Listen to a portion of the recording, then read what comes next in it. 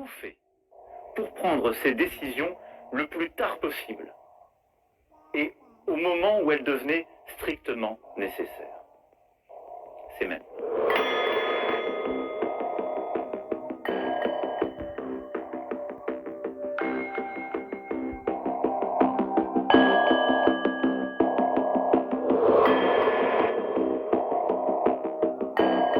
Pour continuer à protéger la vie au présent, c'est-à-dire les malades, et pour protéger la vie au futur, c'est-à-dire nos enfants, nous devons, pour les mois à venir, fournir chacun un effort supplémentaire.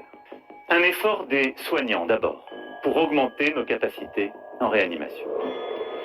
Pour augmenter encore le nombre de personnes pouvant être accueillies en réanimation sans trop déprogrammer. Ils sont et seront appuyés dans les prochains jours par des renforts supplémentaires.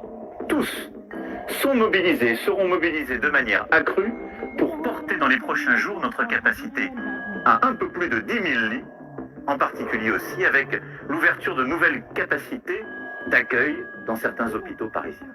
Deuxième effort, qui nous concerne tous, celui-ci. Les règles qui sont en vigueur dans les 19 départements en vigilance renforcée, ces règles seront étendues à tout le territoire métropolitain dès ce samedi soir et pour 4 semaines. Nos citoyens qui souhaitent changer de région pour aller s'isoler pourront le faire durant ce week-end de Pâques. Les rassemblements privés, les fêtes avec les amis, la famille, les proches. J'insiste vraiment sur ce point. C'est lors de ces occasions que nous nous contaminons le plus. S'agissant des écoles, et c'est en quelque sorte le troisième effort que nous allons faire dans les semaines qui viennent. Oui, il faut freiner le virus.